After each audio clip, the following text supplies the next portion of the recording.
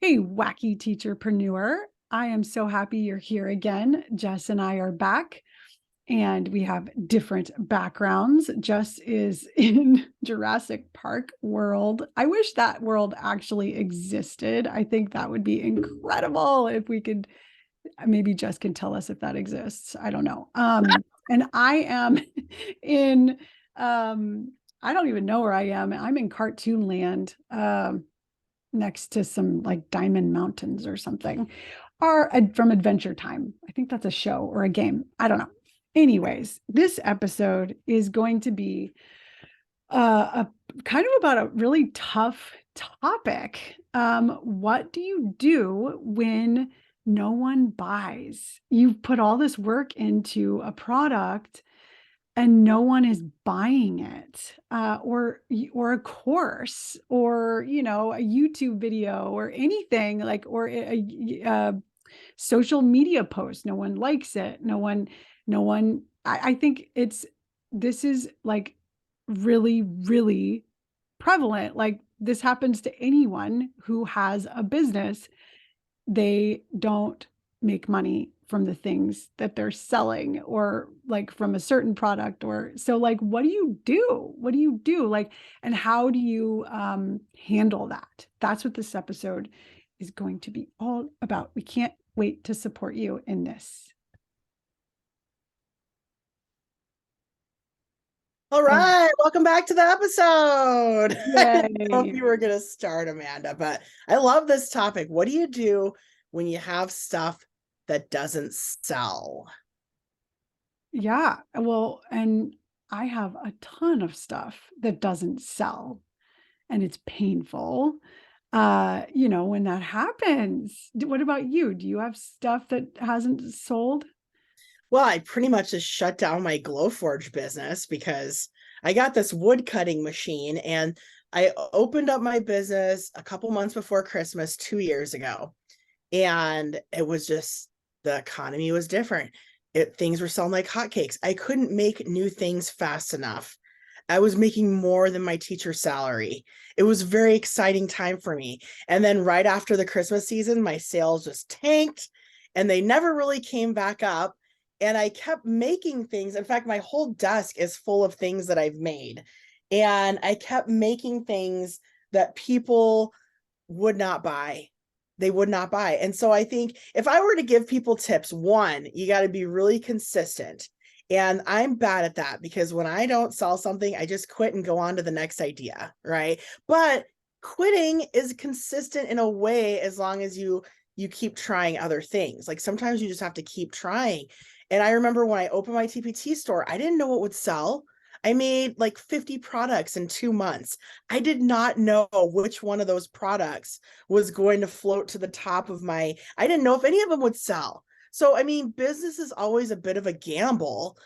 You never know if you're going to create something that's going to start a wildfire for your career or your bank account, right? You don't know what it's going to be.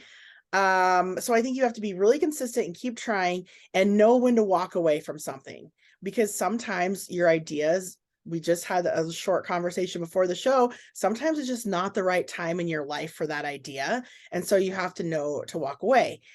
But obviously, I think we should also talk about things we could try when it when you have a product that you believe in and there's a market for it. There are things you could do, like learn more about Facebook ads or learn more about Instagram ads. That's something you could do. Self-educate yourself on how to create ads and give yourself a marketing budget. You could also ask your friends and family to share your product. You could ask people like, hey, can you tell people about this? Ask other teachers to share about it and see if they will. You never know. You could also pay an influencer to talk about it. That is something big that I've heard about and this is the number one bit of advice that I always get when I buy a course. They're like, if you don't have a big social media following, try paying an influencer to talk about your product. Either send them the product for free or more often, pay them money to talk about your stuff.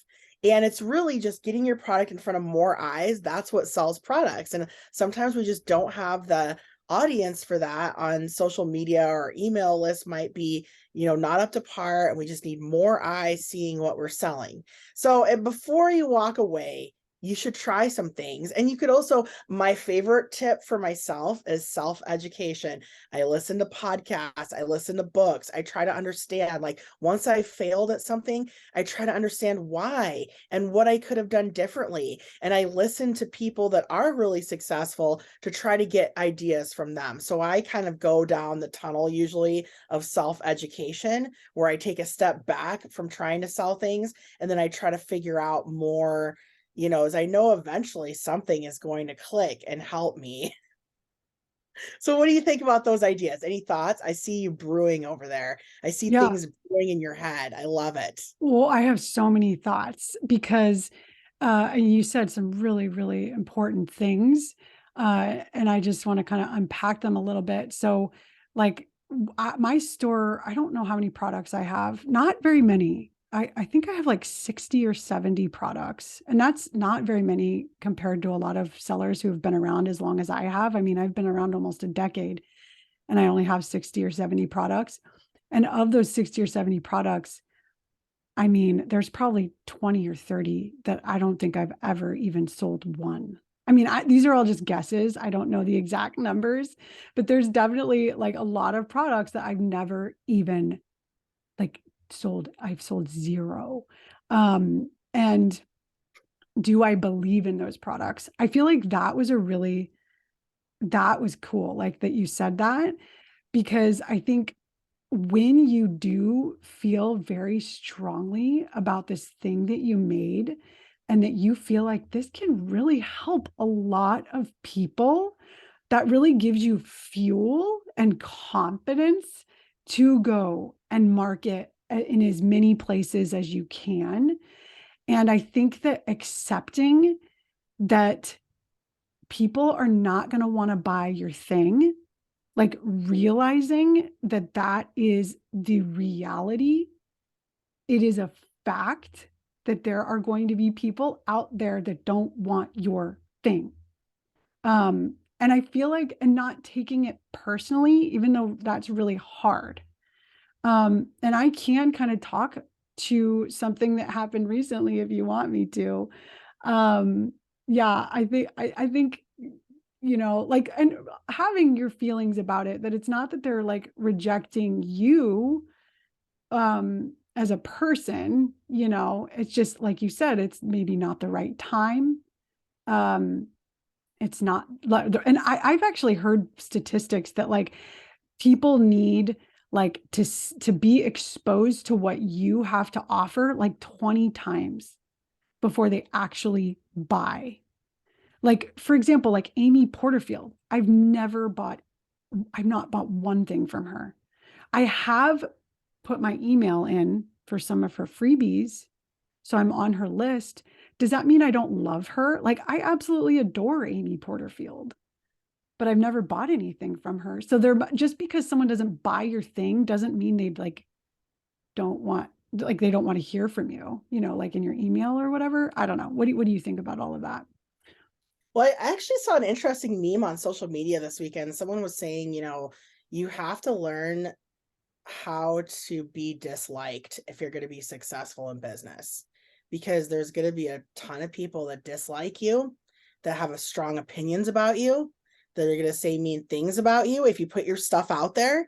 And you have to kind of just, you have to get over the discomfort of being unlikable. And I think it's like a really hard thing for a lot, especially as teachers, because what's something that we learn? We learn that every kid in our class has to like us or they're not going to learn anything. So we're constantly trying to sell ourselves and our personalities. But we have to realize in the world of business that it doesn't really matter if people don't like you. Well, and I think in your classroom too, and I say that like I'm pretty blunt with my students, like you're going to go through phases, where you really, really like me and where maybe I'm not your favorite person that day, like, and it's even with your family members, right? Like people go through like ups and downs. But like back to the product. So like, what do I do with those 20 products that aren't selling at all? Like what do you think? Like, let's just stick to Teachers Pay Teachers right now. And maybe I can share my story of, um, I mean, like a recent fail, like, but I don't know if it was a fail actually. But anyways, we can share that after we talk about what do you do when you have a product. The thing is those 20 products, they're so old. And do I believe in them anymore? I mean, I don't really know. Like, do I have the energy to like figure out what the heck is wrong with them and why people aren't buying them? No. So I don't know. Like, I guess I also think that we should say when you make a product, you should probably find out if it's something that people are actually looking for and need. Do you know what I mean? Like I don't think you should just like go and make something just because you want to, even though that's kind of what we do all the time. What do you think?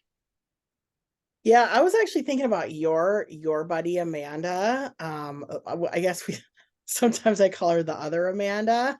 Mud and ink teaching. I Yeah. didn't teaching. One time she compared her TPT store or every TPT store to like going into Target. And she's like, would you want to go to Target? Would you shop there if the shelves were all empty?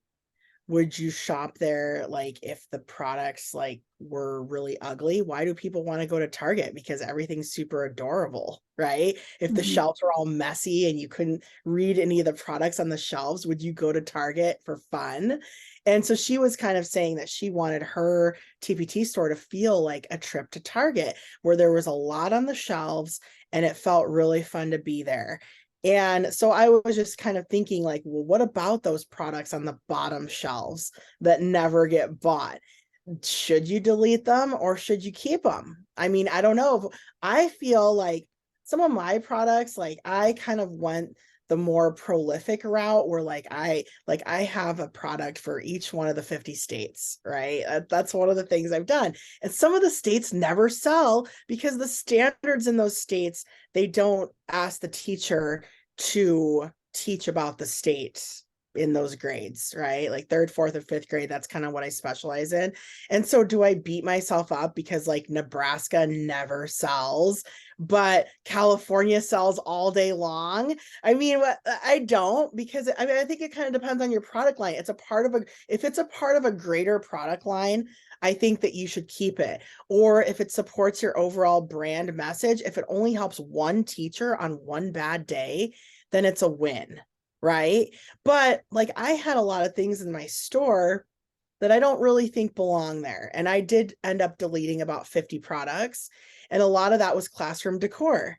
I am not the greatest at making classroom decor, labels, binder thingies that you put in front of binders. I had like organizational products that were like things that you would print out. I had a bunch of posters, and I am really not the best at making things like, I don't know, fashionable. I mean, I maybe I'm beating myself up because like some of my stuff was selling a little bit, but not very often. And I did delete about 50 products because I was thinking, do I want people to come to my store and see these classroom labels and binder covers and posters that don't look very good? What are they going to think of my little section of Target? Are they going to be like, ooh, this lady just makes ugly labels or binder covers? So I deleted all my classroom decor from my store, but everything else, like say my Nebraska research report, I think I've sold 4 of them in 7 years. Right? Like I believe in that product because it goes along with what I want to do, which are research reports and projects and PBLs. I believe in it. It's a part of a greater vision that I have. So I'm going to keep it. And could I try a little harder to sell that? Sure. I could go blog about Nebraska, or Or a Nebraska teacher could use this. You know what I mean? Facebook ads. I think you can actually target teachers in Nebraska with Facebook Could. ads. Yeah. See, I could get more down to business about it if I wanted, but for me, it's sort of like, okay, do all of these products support one, my best work or what I'm passionate about or what I believe in the classroom, then if yes, then I keep it. And if the products are just something I threw together because I was new on TPT and didn't know what I was doing, I deleted those products. So anyway, that's my personal philosophy, but I don't think that anyone, philosophies are, they're personal to you, right? Like some other person might be like, that's crazy. If you made it, you should keep it in your store, or why not have it if you put time and effort into it? If it's still good, keep it around. I don't know. Some people think that they should delete anything that hasn't sold in the last year. Some of my buddies do that. If it hasn't sold in a year, or like it's like that old thing, if you haven't worn something in your closet in a year, you should donate it and get rid of it. Or if there's something in your house that has been in storage for a year and you never use it, you should toss it, right? Some people have the 1 year rule. I just have the what's my vision? What's my goal? If this helps one teacher, would I be happy to hear from them about it?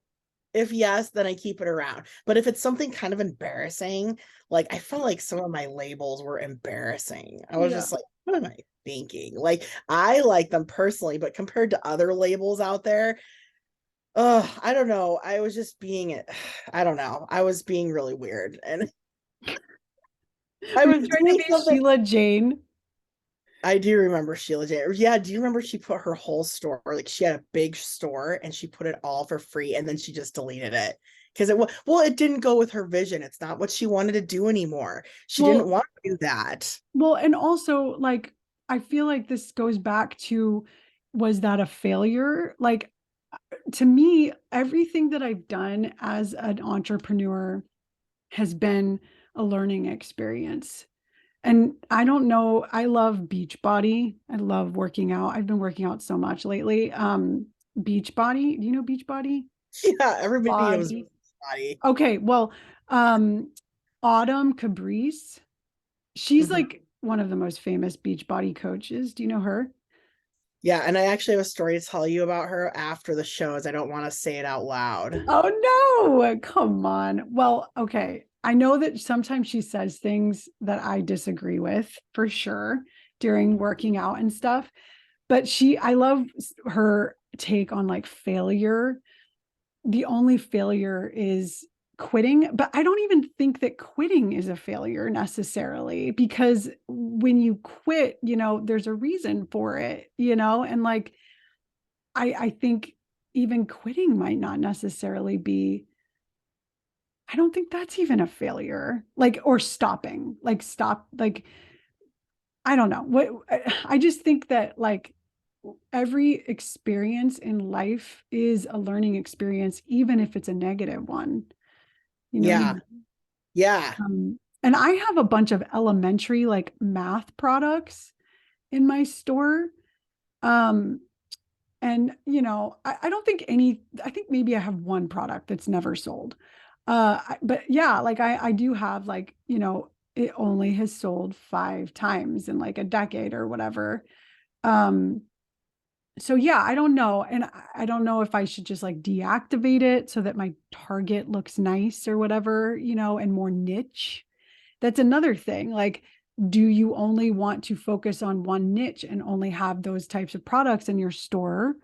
Or is it okay to like have a variety of things? Like, because my niche is teaching, middle and now high school reading and writing and doing it in an engaging way, and workshop and doing it in an equitable way.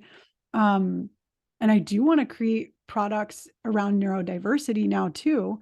But like, do I delete my elementary math products? What do you think? You think I should keep them if a few people are buying them and benefiting from them, right? Because who actually visits TPT stores?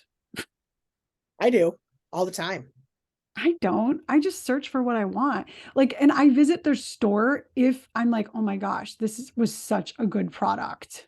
I need to find out more about this person. That's when I go and visit a store. But I don't just like go searching around stores. Do you? Yeah, I do. Yeah, Why? As a teacher, or just because you're curious? both. Yeah. Yeah. A lot of times if I get a good product, I go look at the store. If I get a bad product, I go look at the store. If I'm just like looking for something. But I mean, a lot of them are people that have built a brand. And so I'm looking for them specifically, like what else do they have? Um, Yeah. So in that way, your but I will storefront be is honest, important. the people stores I go to, unless it's like it kind of depends on what I'm getting. But yeah, I do go to stores and I look at every single product to make sure I'm not missing something. Like, here's an example. I had to teach, and this store got deactivated, I believe, for copyright infringement. Okay. So I used to teach a program called Wit and Wisdom. It is an ELA program. And Wit and Wisdom, it's just it's a really complicated program to teach. And I felt at the time they didn't give me enough resources or materials to teach it to full fidelity. I'm quoting my old principal now. And so I went to Teachers Pay Teachers, and I found a slide deck for every single lesson in Wit and Wisdom. And I bought them, and they were hundreds of dollars, so expensive, but they were so good and they saved me so much time. And it was something I needed so bad that I kept going back to the person's store. Even though I was following their store, I kept going back, and I was like scouring their listings and searching their store to see if they had anything else for fourth grade. And I was even open to buying other things for fourth grade that didn't have to do with Wit and Wisdom, just because I did like these products. And it was a very small store. And I went and looked, and the store it only has one product in it now. And I'm thinking it was copyright infringement because, if you make a product so close to a curriculum, that curriculum company could come in and shut you down. And I did a little bit of digging, and I am like 99.9% certain that that's why this person had to kind of close their store. But anyway, I did go in their store. I look at my buddies' stores all the time to see what they're doing, how they're improving. So, when they're talking about their products, or I see them on social media, I can kind of like put their stores in my head. And most of my buddies are secondary ELA teachers. I don't teach secondary ELA. I'm now a elementary school librarian, so, but I do go in to support my friends and see what they're doing, learn more about their business strategies and product lines. But that's because I like that kind of stuff. Yeah, well, and that same thing happen. I feel like that's the perfect thing to happen with your store is a customer searches a keyword, or key phrase in Teachers Pay Teachers, because I feel like this is kind of the funnel, right? So they search something, your product pops up on the first page.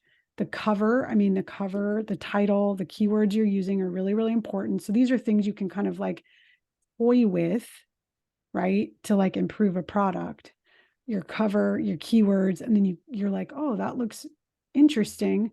Um, and the cover kind of needs to be like scroll stopping, right? Like not too much text on it, like good pictures. And I found like actual product pictures, the product in action, like actual pictures, are really, really powerful, like on a cover. Um, and and so then they click on it, and then they click on the preview, and the preview is so important, right? Like having a really high quality preview that really gives you like all the information you need to know about what the product actually is and how you can use it and how it helps you. Um, right. And so you click the preview, and then the person buys, because they think, wow, okay, this is exactly what I need. This solves my problem right now. It's easy to use. They download it. They love it. They're like, oh my gosh, I need more. I need the next thing. Right. And so then you've hooked them into your funnel, into your store, into your product.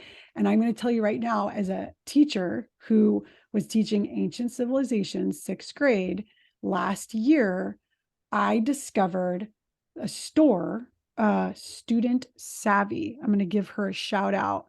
Her products are so awesome, because they're like interactive Google slideshows for every single civilization.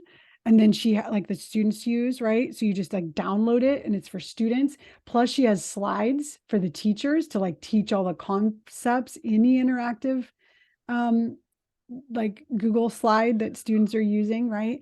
Um, and yeah, so like I bought the first civilization and I was like, this was so helpful. It saved me so much time. And then I like went back and visited and I was like, I need this and I need this slideshow. And so getting, yeah, like having your store kind of be like that, like a funnel where it's like, oh, I need this thing and then this thing and oh, they have this and that. Like Target, right? Like I go to Target to buy a swimsuit for my daughter and I leave with like 20 other things because it's like, oh, I need that, that. Oh, I forgot I need that.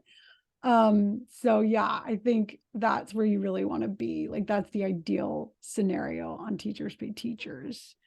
Yeah, wasn't that a good example, kind of like correlation? I just thought when I heard Amanda say that, I always think of that now as like, how does my store, like, are my shelves full of stuff that people are gonna like, or do I need to work on that a little bit more? Yeah, and I really am considering deactivating. I don't necessarily know if I'll delete my elementary things, especially when it comes to math. But I also, one of my top selling products is a social studies, it's a government simulation for third grade.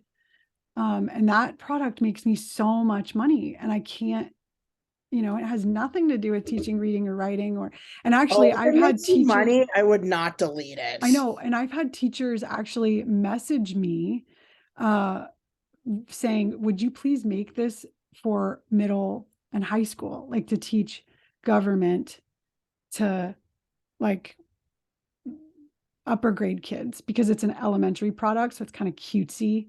I used, here's another example, Melon Heads, Yeah. that clip artist.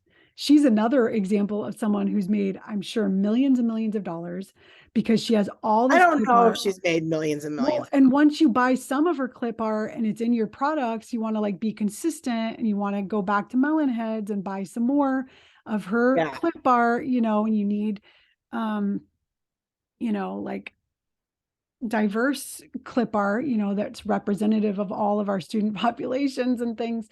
And I know there's a lot of clip artists that really have been scrambling to, make their clip art more diverse and representative of our student population. So, and I do think that teachers should deactivate things that are maybe questionable and aren't really representative of other diversity. If you have products that only have like white people in it, I think you should probably deactivate it.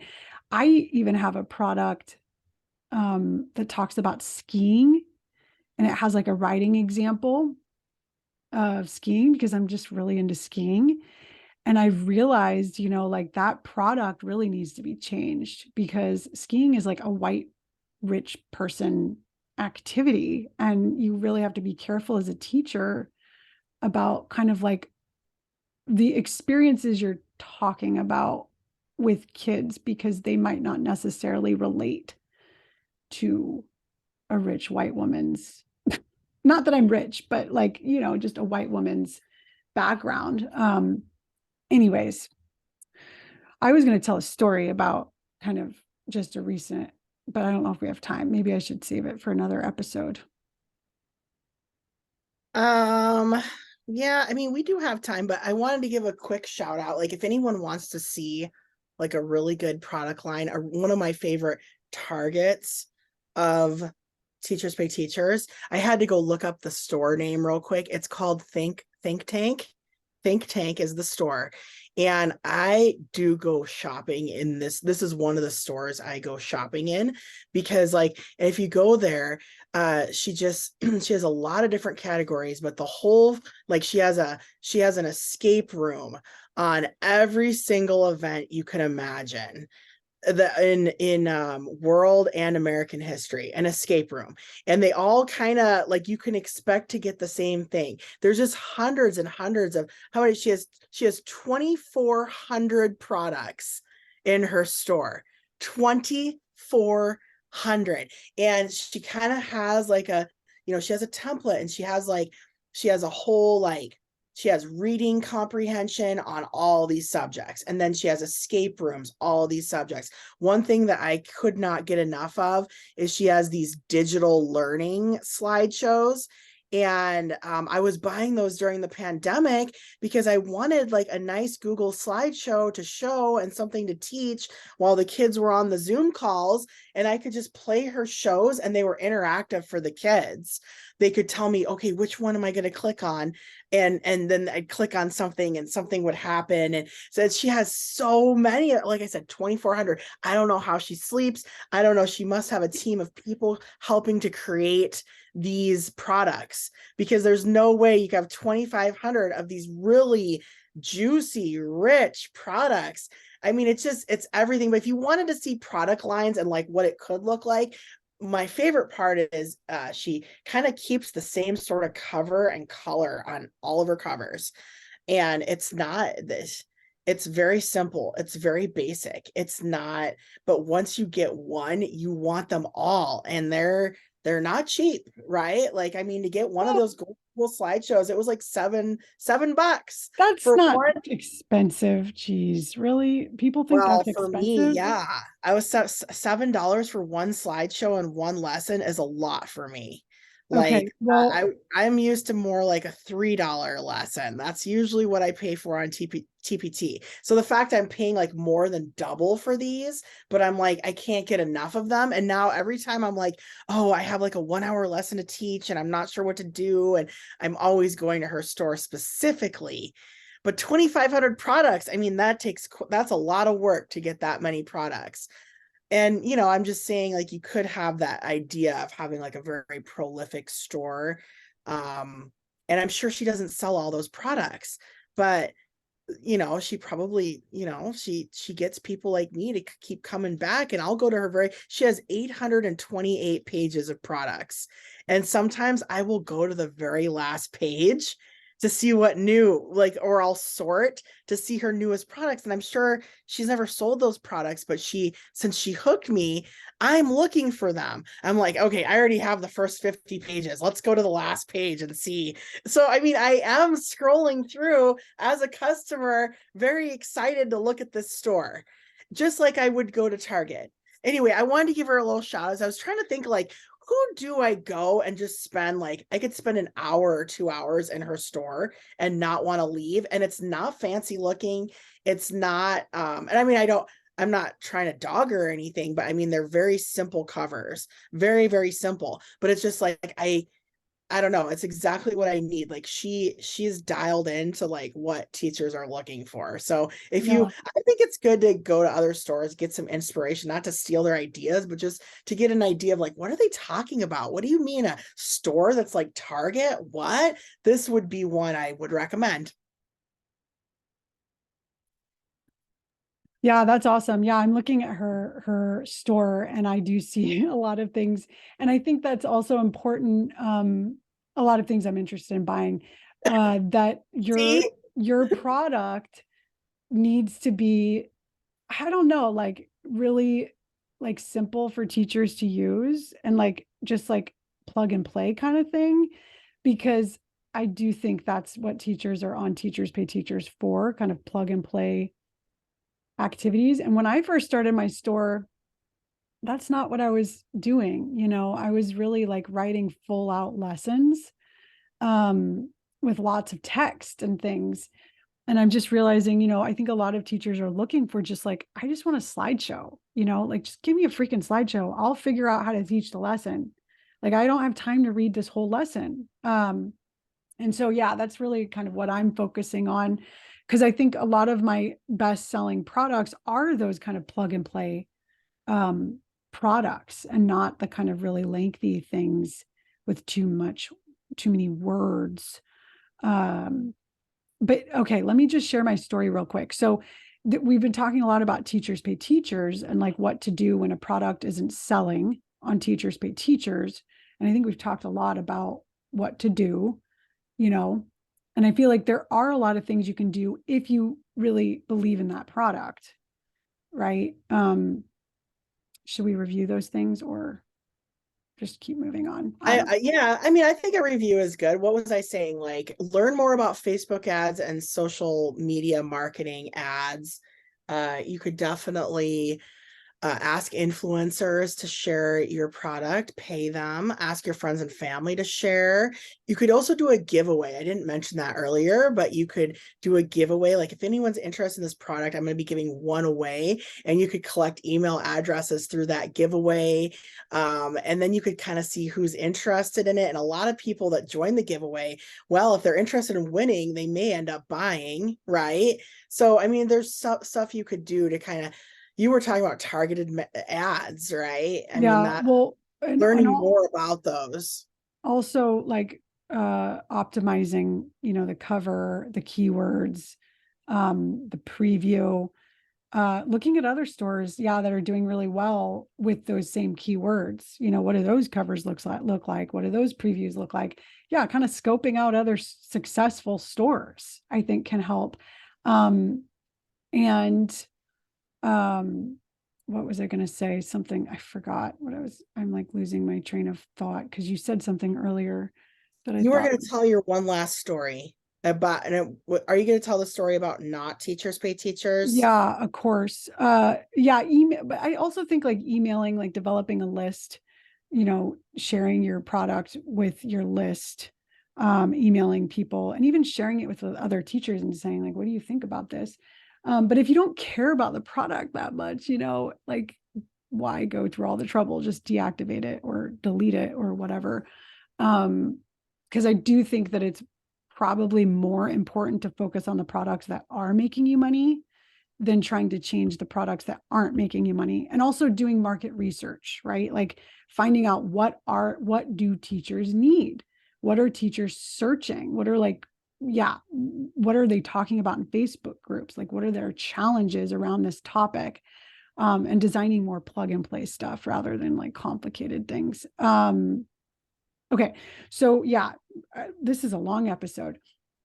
I really, really am passionate about teaching teachers how to implement equitable teaching practices, grading practices, and engaging students, right? So, like, these are really important topics for me and things that I've developed a lot of knowledge and experience around.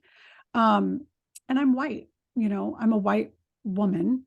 And so, talking about equity and social justice and things like that, and like trying to sell a course and build a course on these topics is really kind of scary, because I'm not, a person of color. I mean, I am a quarter Mexican, but I look like a white woman, right? Like, so I don't really identify as someone like a person of color, even though I am a quarter Mexican.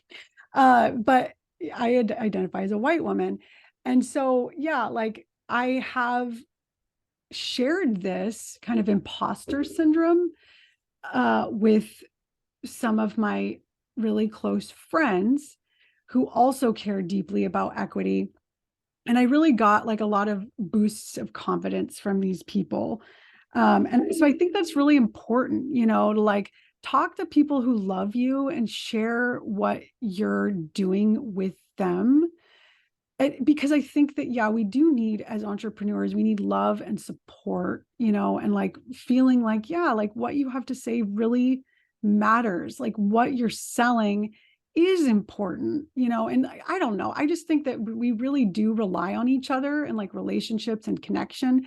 And what one of my friends said is, we need more white women talking about this, Amanda. Like, you need to be a voice in this realm. Like, it's, people of color, like black and brown people, like they, yeah, like they can be talking about this and so can white people. Like, it's not like, and so I jumped, I took the plunge. I developed this whole package. And I took this course called the Course by Courtney Foster Donahue, who's amazing. And the course is very expensive. And one of her her modules in the course is you sell the course before you build it. So you're basically getting paid to make your course. And of course, you're going to make all of that stuff throughout the course, right? Like, but you're also going to be interacting with your customers, with the people who bought, as you're building, so that you're using their input. You're kind of making a course with feedback, with constant feedback and constant questions. So you can kind of embed what people need into the course as you build it, right? So I created this whole package. I emailed my list, and I have I have a big list. It's not huge, but I have a pretty big list, and I had really great open rates, like 50% of people opened the first email that I sent about my new course, the Empowered English Classroom. 50%, which is like, I don't know, that I'm going to tell you what my email list is. Like 4,000 people opened this email. Like they actually opened it, and read it. And in the email, I said, like, reply back if you're interested in hearing more about this course. Okay. And so I got, I think I got like 20 teachers reply back, I'm very interested in this. This is something I need, and that's really cool, like, to get that feedback. But that's not very many. Like, I don't know what the conversion rate is of that, but that's really low. Like, of the 5,000 teachers who opened the email, only 20 replied back. And by the way, this is the end of the school year, right? So you got to kind of think about the timing of all of this. And they all emailed me back. And I followed up with all of them, shared the info sheet, shared where they could pay. And, a bunch of them kind of emailed me questions and things like that. And then I had to email, and no one bought, no one bought, no one bought. And I priced it really low, like $232. And I plan to sell this course for $500 eventually, because it's very comprehensive and helpful and so many good tools. No one bought, no one bought. I got a few emails saying this is too expensive. I'm teaching summer school. I'm not going to have time. Just a lot of rejection, a lot of like, I can't, blah, blah, blah, blah. No one bought, no one bought. No one bought. 0% conversion. What am I going to do now? Right? Like, am I going to think, oh, this sucks? Like, what I have, like, I suck, like I did all this work, no one's buying, my conversion rate's so low. No, I mean, no, I believe in what I believe in this course. I believe that it can really help a lot of teachers. And so I just think it was the wrong timing, because I was promoting this at the end of May when school's out. I also think maybe I could play around with the pricing, which we should do an episode about the pricing. Maybe I need an actual sales page, not just a Google Doc. But Courtney Foster Donahue, like, her thing is like, be as simple as possible. Get this stuff out there as fast as possible. Like, get your ideas out there. It doesn't have to be perfect. Just do it, And so I don't know, there's a lot of, and also I'm kind of relieved that I don't have to like take care of a group of teachers for the month of June. And I can kind of like maybe do a little other, like some other things. So I'm really like, I think it was a learning experience. I know there are people that are interested. 5,000 people opened my email about this. I forget what the subject line was. It was something like, would you be into this? Question mark. So that was the subject line that got that many teachers to open. And then, or maybe it was work with me this summer, question mark, something like that.